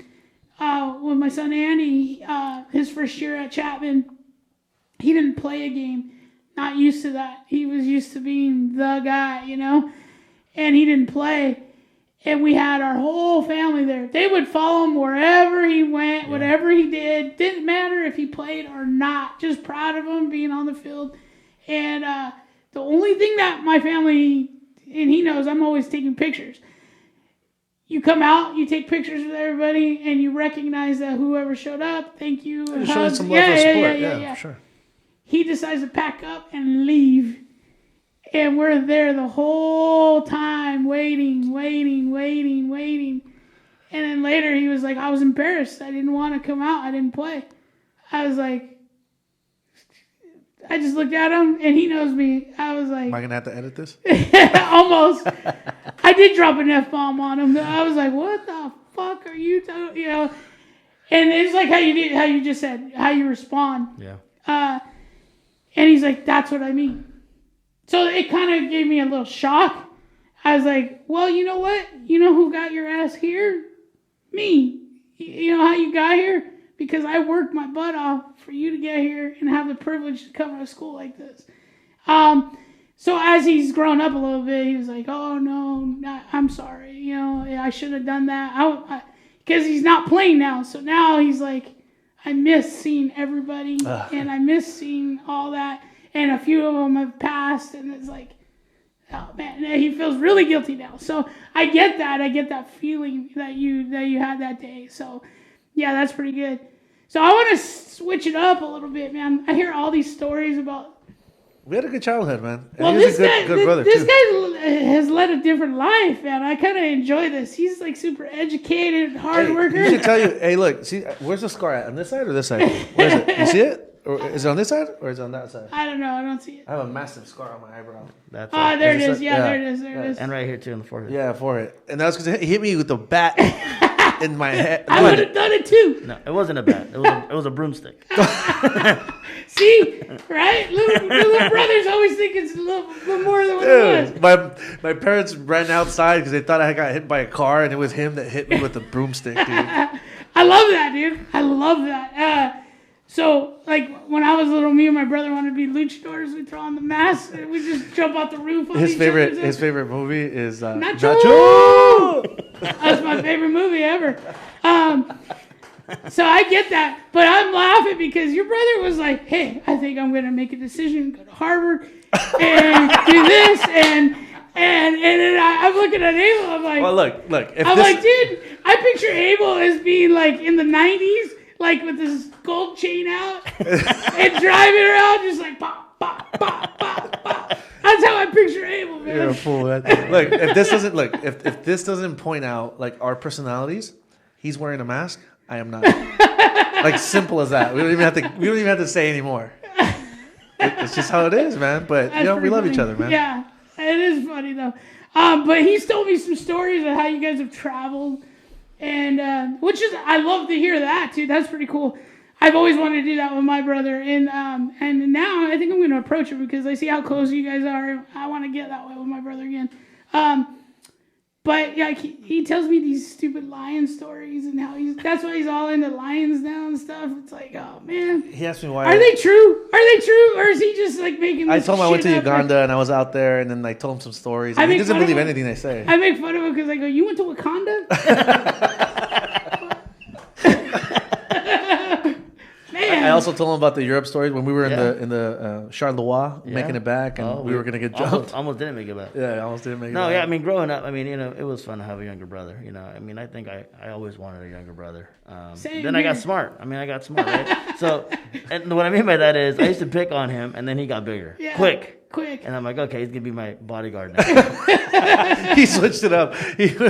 He went from picking on me to No, but our childhoods were very different, right? I mean, we were on bikes, no helmet. I mean, you name it. It was just a different You gotta time. check your genes, dude. Hey, Just a Your different gene, time. your gene You know what it pool's was? a little different or something. Hey, you know what it was? It was drinking water from the water hose. We were all rubber. Who knows what type of rubber that was? Yeah. And just drinking out of it. No, I know. Well, the cool part was, I mean, we had a neighborhood that all the families knew each other for the most part. At least 9-10 houses down. And so all the kids were out. I mean, all the kids were out. You got on your bike. Slauson Engage, Nina Street.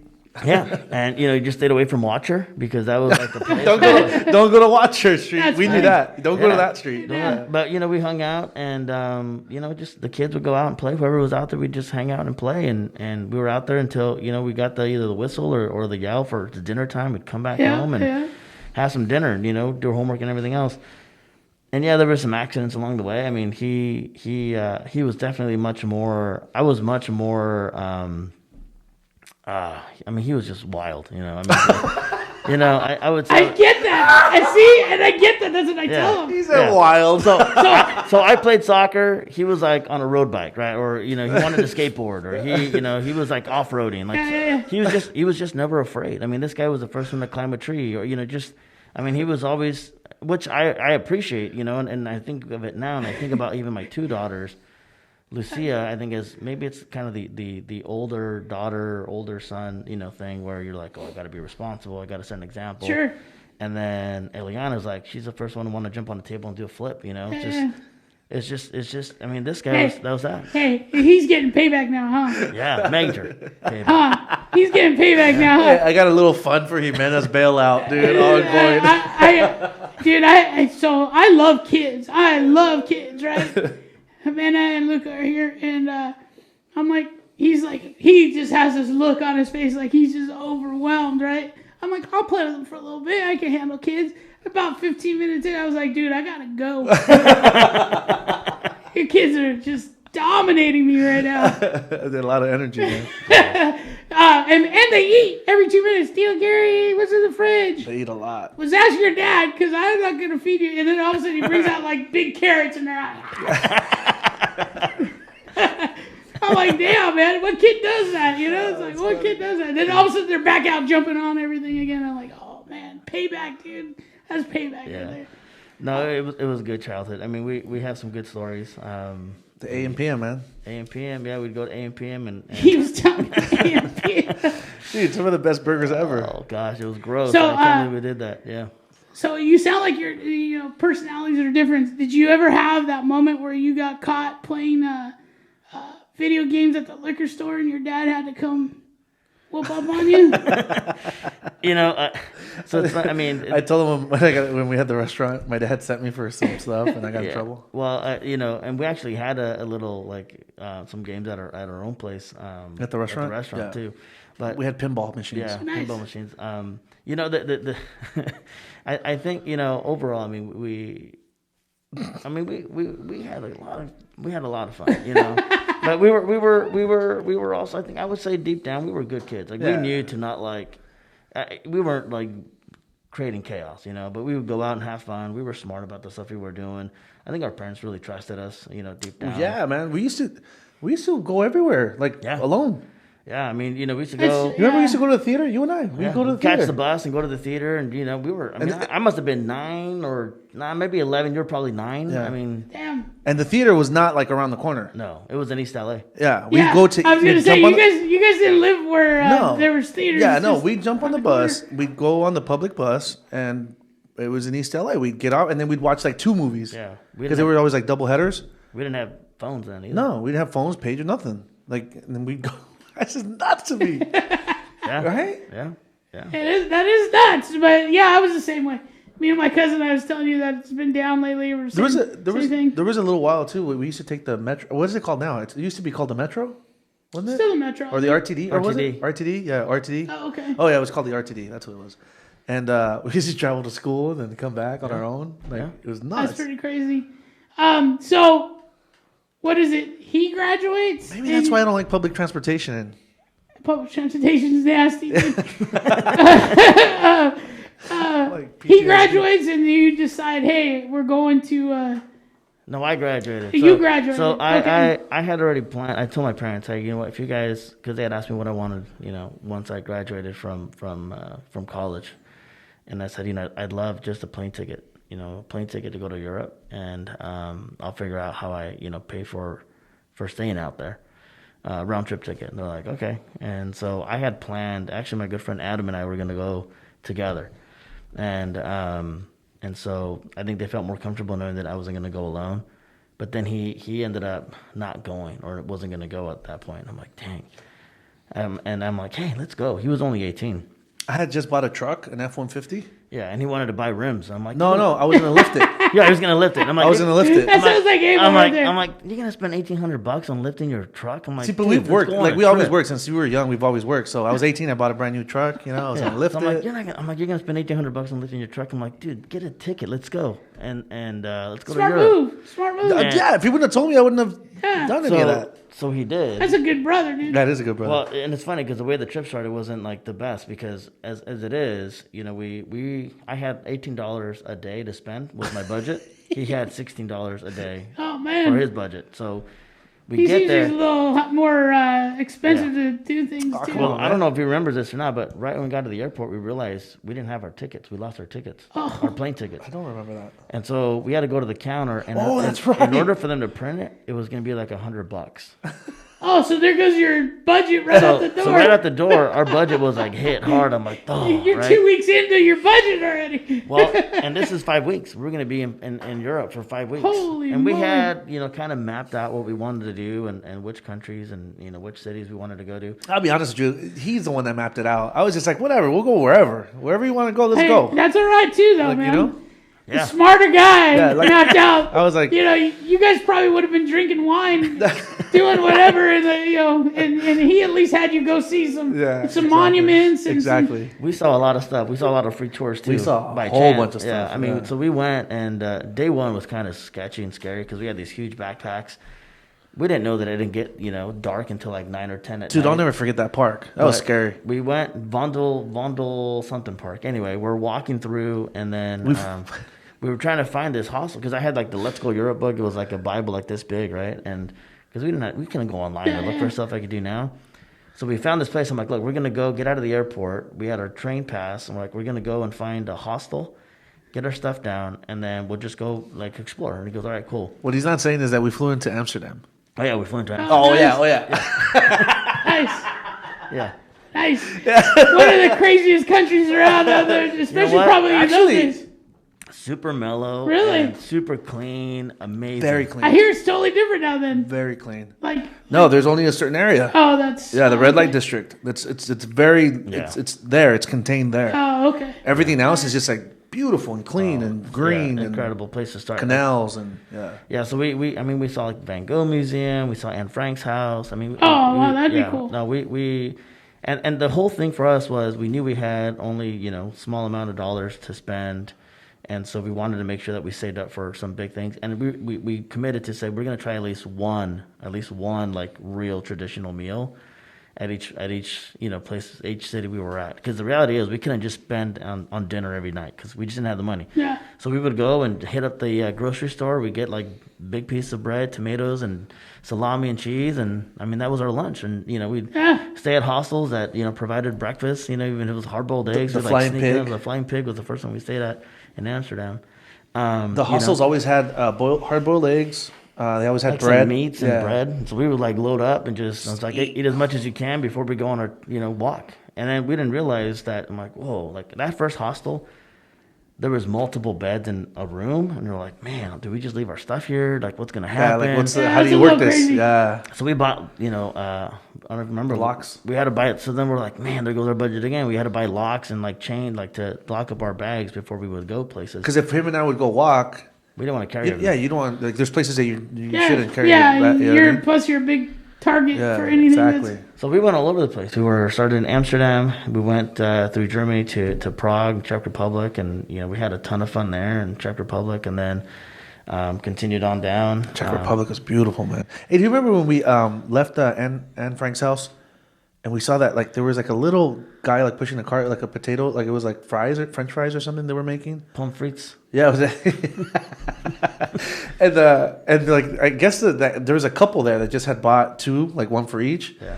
And then we were like looking at them, or I don't know, maybe I looked a little too long, and then the lady like kind of felt bad. She kind of like said something to her husband, and then she walked over and she gave us a little Cone. Do you remember it was a cone? cone. Yeah, a cone filled with just a bunch of fries. Dang, And you and those fries, dude. When you're I never put two and two together. But the lady, I mean, it was just so nice. No, I and, know. and she probably thought we were hungry. Yeah. Well, I mean, and we were trying to be, you know, trying to just keep our budget down. We actually rented a bike because, you know, everybody's on bikes in Amsterdam. we rented a bike. I forgot about that. Only one bike. And we wanted to see the countryside. We wanted to see everywhere. So I rode on the handlebars, and he pedaled the whole time. And we took that bike out everywhere. So we went all over the place, and we had a blast. That's right. I totally forgot about that. That's awesome. right. But just one bike, though, man. It was tough. No, it wasn't on the handlebars. It had like a little thing in the back, a rack. It was the middle part, though. It wasn't. I mean, it was not. It was not comfortable. It was not comfortable. But needless to say, we had a blast doing that. And we actually were really tired afterwards. And you probably don't remember this, so you might remember. We ended up turning the bike in, and then we're like, let's go get a drink. So we got he was 18, but you can drink. And I do remember this. So we went to, there was 3 pubs right next to each other. Uh-huh. I remember what we ate, too. We sat down, and we were so tired, right? And we just sat down, and we just had a beer. And then next thing you know, like 18 guys just like come in, and they hang out in the pub, and they're all like, English accent. I'm like, okay, they're not from here, they're from England. They all kind of looked like soccer players, and so we asked them, like, hey, do you guys play football? They're like, yeah. And they're like, where are you guys from? We started talking. These guys became buds. They were chanting a little bit. They were saying, like, England. Well, what happened was, it was during the Euro Cup when we were there. That's right, you were telling me that. And England was going to be playing against Holland the next day, and we were in Holland. And what was fascinating was these guys started, like, singing and chanting, and the pubs next to them were, people from their hometown, so they start singing and chanting. So they're, like, answering each other. The funny part was, next thing you know, a paddy wagon shows up, and these guys like start getting the riot gear on right in front of us. Yeah. And so these English guys, because they probably think they're hooligans, who knows? And so these guys, like, they're just eating it up. They love it, right? So they're just hanging out, and they're like getting louder and louder. At one point, one of the guys, there was these 2 Spaniards. I don't know if you remember this. They were like playing They were like serenading. He was singing the Oasis. Yeah. So this guy goes, "Can I borrow your guitar?" And he goes, "Sure." So the guy lets him borrow, and he starts playing Oasis, and everybody top of the line singing Oasis. Yeah. That's hilarious. I remember that. He's like tapping into like I'm like getting like new thoughts in here, like old thoughts. Yeah, but I mean that was that was one day, and so we had 5 weeks of that. And granted, we came back probably like 15 pounds lighter because we walked everywhere, We walked everywhere, and we ate very little. Hey, man. But, we got smart. We slept on the train, so we'd save money. We slept on the street. In Pamplona. So we were there for the running of the bulls, and we thought we were going to run. But we saw pictures of day 1. We're like, yeah, we're not running. Bloody massacre.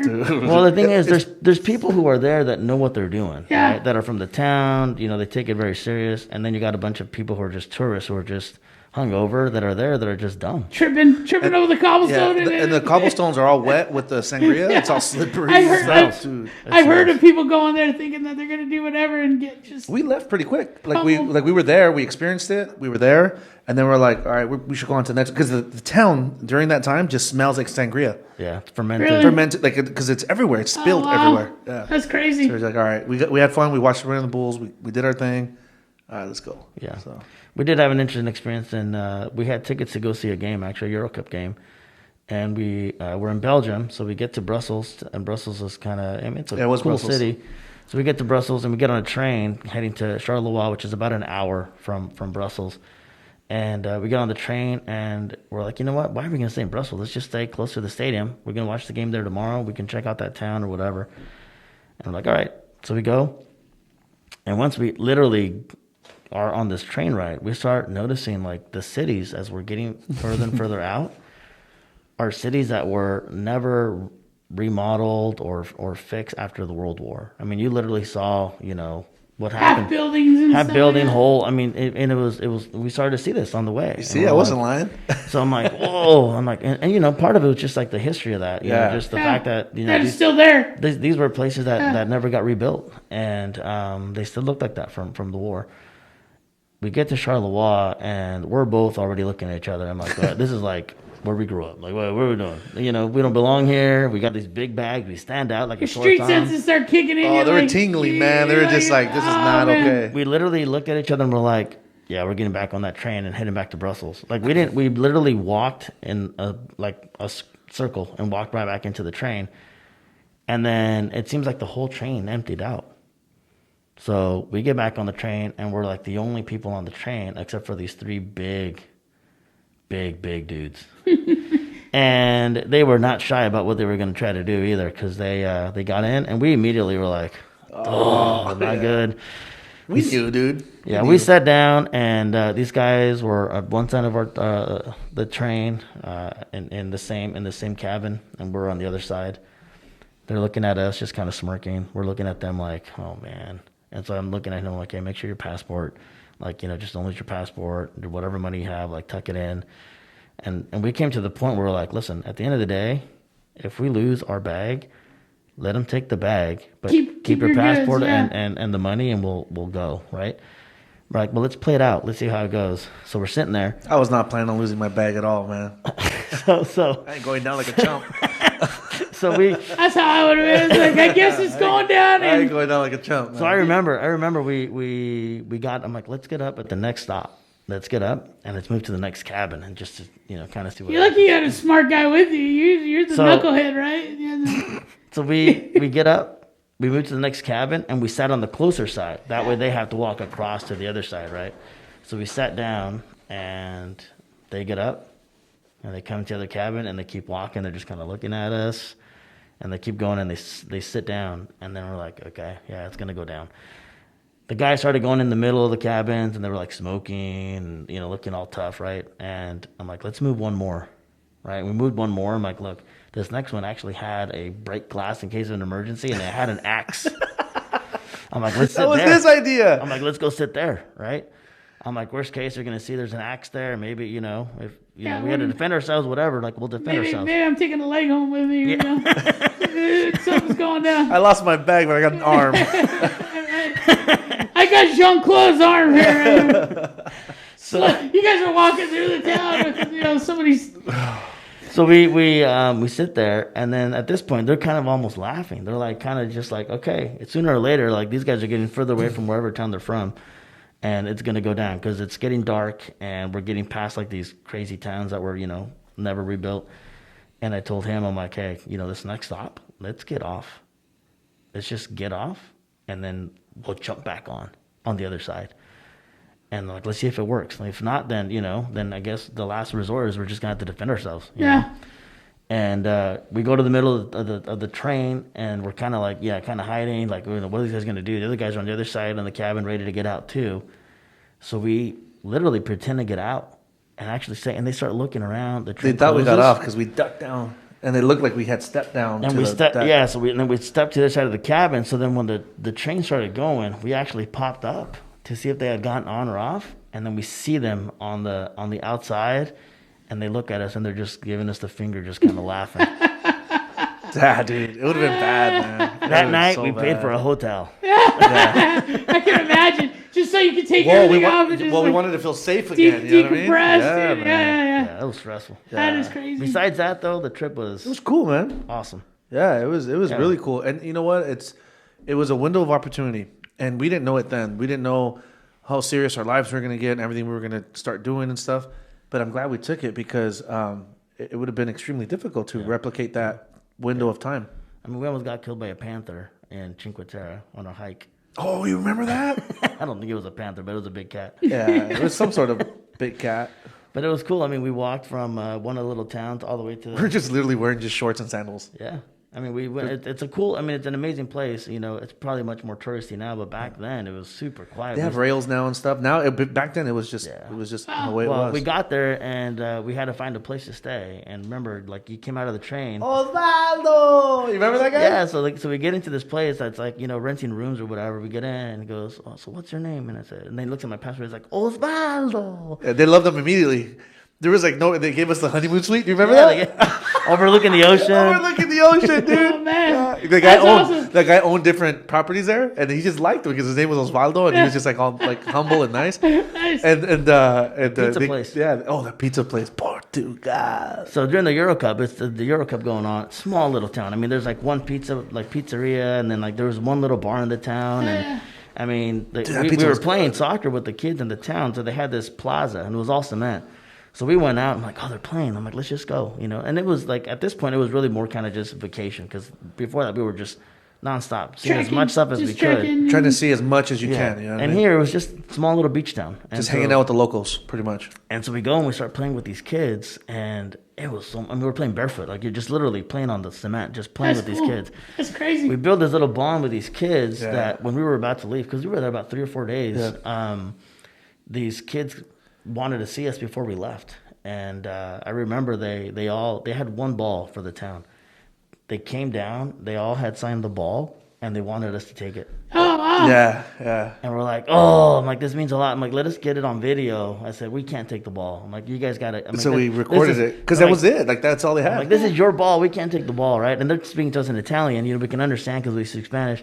But it was just a cool, we built this bond with this town, really. I mean, remember the Italy played in the final that year. They saved the seats in the They front of the saved plaza. seats in the front of the plaza to watch the game on a little 20-inch TV. So it was everybody was there, like everybody. The whole town. I mean, the whole town's there, and they saved us 2 seats in the front. So when we were walking up to try to get to see the screen, they're like, "Oh, those are your seats up there." So they let us sit in the front. They were probably happy you were there, enjoying their community and stuff. Well, and I'm sure maybe the kids got back home and they're like talking about these 2 guys that are like. I mean, we felt traveling to uncomfortable. Europe. Like, I'm like, we can't feel comfortable sitting in the front. Like this is their country playing. Like, we're guests, but that's how I saw it as guests. That's funny. Yeah, that was man. I almost forgot about that too. Yeah. No, we had we just had some really cool memories, and we again low budget, so we went. We were in still in Italy. We were in Rome, and we got to hear some tours, but we would stand behind the tour guides, maybe Just to, social distance. That's smart. Yeah, that's smart, man. That's smart. Picking a free tour. I mean, 18 and 21, we were trying to do as much as we could. Yeah. Hey, but you know what?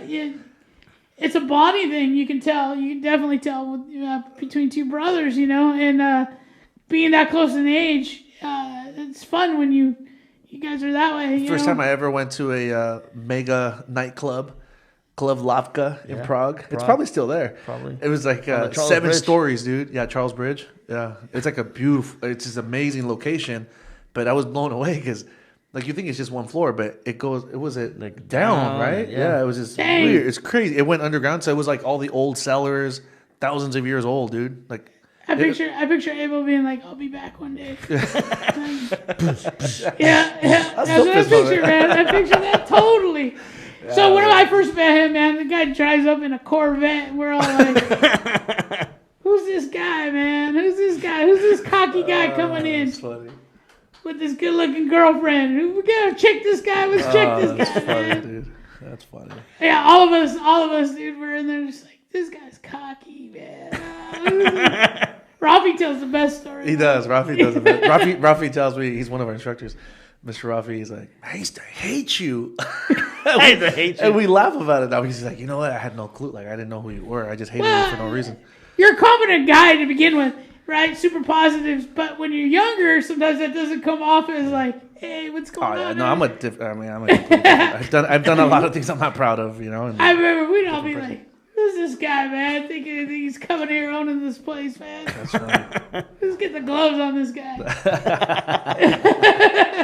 Oh man, yeah. I mean, so yeah, we've had some good times. Something I'll never forget, and I actually drive by there quite often. I don't even know why, but I drive the tadpoles. Yeah. I always end Railroad. up. Yeah, it was every now and then. I always make it an effort to just even drive by. You know what I mean? It's kind of cool.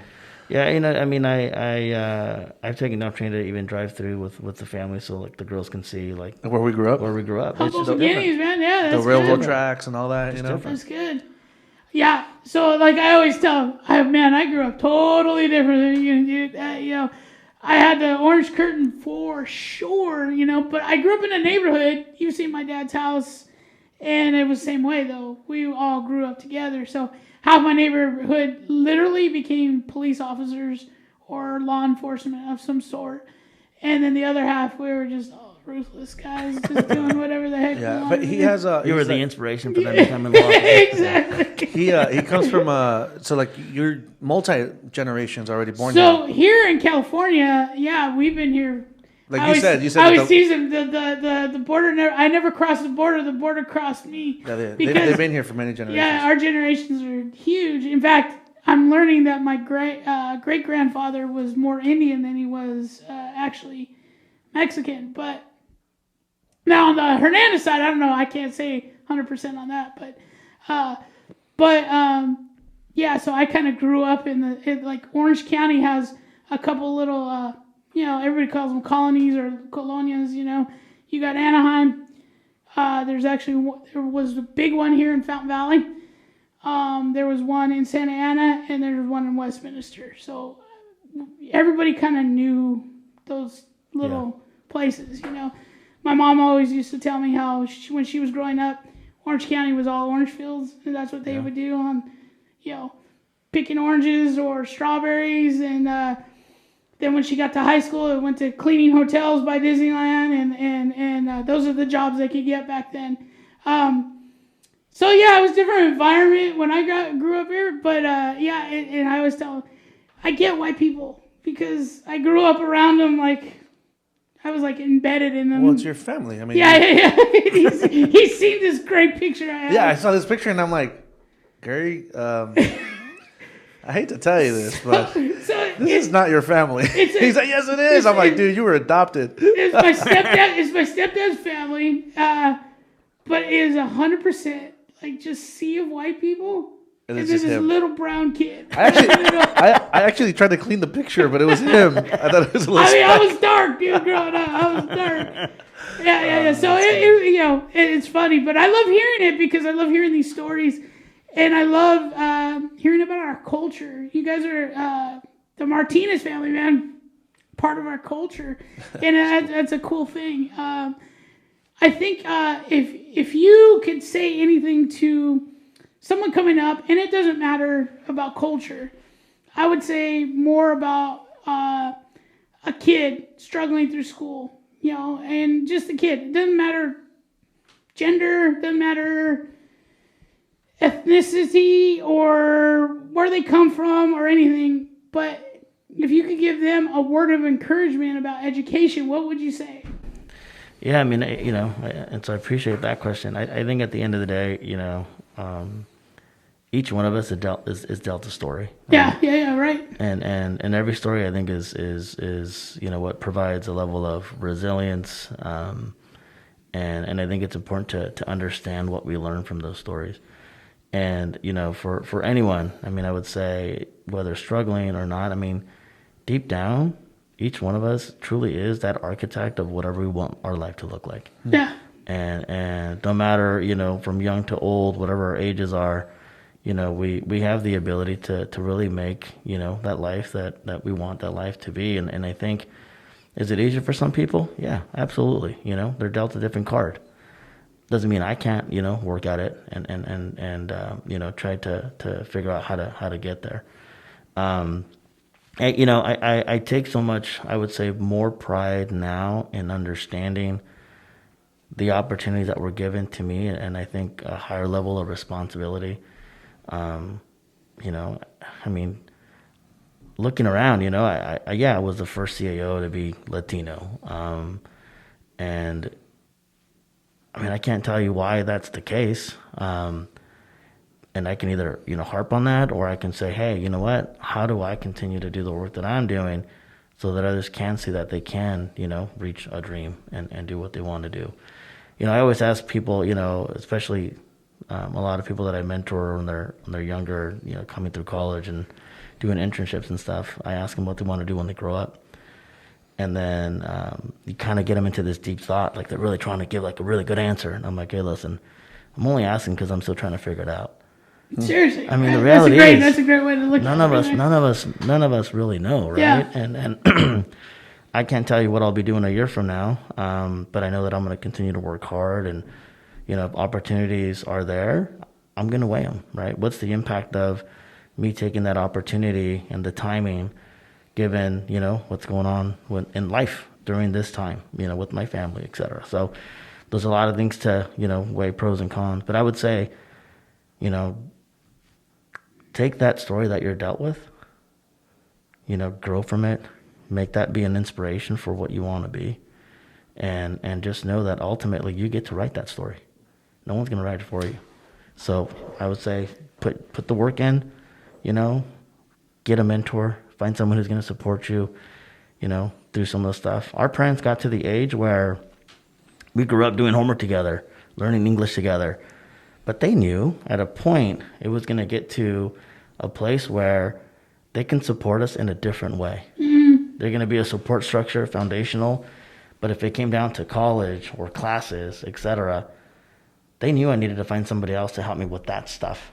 Doesn't mean they weren't there to support us, you know? And so I think, you know, if I was talking to myself way back when, I would have tried to figure out how do I find a mentor in certain areas that could have maybe helped me understand that I can actually visit a campus on college to see what it looks like. How to do an application, you know, for college. Instead of me trying to figure out, or instead of me just showing up for an SAT on the weekend because my friends were taking it without studying, right? I mean, those are things that we just didn't know. And it wasn't because I was naive. You know, it was just, you were new to the system and the process. But if we figure out to be able to have our youth understand that when they're young like that and when they're looking for opportunities as a student, the doors will open. I always find there was a young lady who came and came to the front office and said she wanted to meet with me. And I'm, you know, just showed up and I'm like, I'll meet with her. You know, someone who was bold enough to just show up and say, I want an appointment with him just because I want an informational interview just to understand how we got where we got. And that's cool. I met with her. That's a smart kid, actually. I met with her, and then a few months later, I got an email with her name on it, and it said at kp.org, and with a thank you. And so I opened it. I'm like, you know, the name looked familiar, and I started reading it. She goes, you know, I met with you a few months back, blah, blah, blah. Just wanted you to know I got hired by KP. Very cool. And she was saying thank you to me because I kind of plugged her into different people to meet. And I said, well, that wasn't me who did it. You know, it was you. You came and met. You made a connection. You made more connections. And ultimately, you know, you got the job. And so it takes people to just really know that. You got to put yourself out there. I don't know if you realize how much you are like this knucklehead right here, or your dad, because both of them have taught me a lesson, and now you have it. The same thing. It's about the connections. Your dad said it over and over and over again. He tells me that daily, and I tell him like, I already know that, Abel. Quit getting me right. Yeah, but you saying that, of course, it reinforces that. And it's pretty amazing because it is about the connections you make. I agree with you 100%. I don't think I'd be here today without the connections I made. And I always tell him, too, is like, because we always talk about crazy stuff, and I'm like, the universe is opening up for me, man, because, you know, I know you. That means I got to meet your brother. I got to meet your dad. And these guys are, like, amazing to me because I've never heard this story, you know, of how people believe in you and you can do it. It's like anything I've done is because I've worked my butt off and I've done it. And I think about it and I was like, well, I guess I did have people believe in me, just in a different way, you know. One of the biggest things that I've taken away from the day is how much you guys all care about each other. And I appreciate that. The other big thing is I'm taking away is I don't know what happened to you. I don't either. I'm just playing. I think Abel's a great guy. And if I could do it, I would love to be able to like just dig in more and more and more and hear more and more and more and more. You know? Yeah, absolutely. I mean, we have a lot of stories. It's just today I just wanted everybody to meet my brother. Oh, of course. Someone that I'm very proud of. He is proud of you, so you know. I'm proud of him. Yeah. That's what I told him. I told him that in a couple episodes. I said, your brother's probably... Because I wanted to be a big brother, too. I was like, I don't think you realize that your brother's probably more proud of you than you could ever think of. Because that's how I am with my brother. It's like everything he does, it's like, wow, look what you did, you know? Oh, my goodness. And as older brothers, you know, you look back and you're like, that's because I helped you get there, you know? Like, that's because I took you on my trip, and now you learned how to... I'm just playing. That's funny. I'm just playing. But, it's a very cool feeling to see you guys together and hear your story. So thank you. I appreciate that. Yeah, right on. All right, guys. Well, I know you have stuff to do, and you got to get back to your family and all that. Thank you for making the time, man. I really do appreciate it. I do appreciate it, really too. do appreciate it. I know how busy you are. Now Stan doesn't have any excuses as to his schedule being too busy because he's not busier than my brother. Yeah. Stan, I'm calling you out. You better get on here. You know, Ozzie, we know some really cool people. You also. And we're trying to get as many of those guys we know in here. Because it's funny because both those knuckleheads, you can label us as, we are have really like awesome connections. Yeah. Like we have a NASA scientist coming in. He had to get clearance to come and talk to us. We have like people like you. It was just, we know a lot of people. Yeah. And maybe something we know how to do is just build bridges. Maybe that's what we're good That's at. probably I always know that's probably one of the things that I'm good at. There's not a lot of things I'm good at, but that's probably one of them, you know. And that I can funny. eat. It's that and crazy ideas. Yeah, I can eat. So, anyways, I just want to You know? thank you from the bottom of my heart. I love you. You've always been an inspiration to me. And something I mentioned to Gary is that even if no one listens to us, even if we get no likes, even if we get no subscriptions, it matters to me that we do this because once it's on digital, it doesn't go away. Like it's there forever. It'll maybe be library. Yeah, it's somewhere. You know what I mean? And we got an opportunity to put this down, and we got to sit together, and maybe when we're a lot older or whatever, we could come back and look at this. See, on the how opposite, awesome I told it is. him, get your shit together because we're gonna get big and become famous and do all this. I'm gonna carry you on your phone. Find Mr. Gary on IG. Gary H72 on Instagram, and you can find us on Facebook, Gary and Abel Podcast, or The Boiler Room. Also, go on YouTube and check out our page at Black Belt Collective.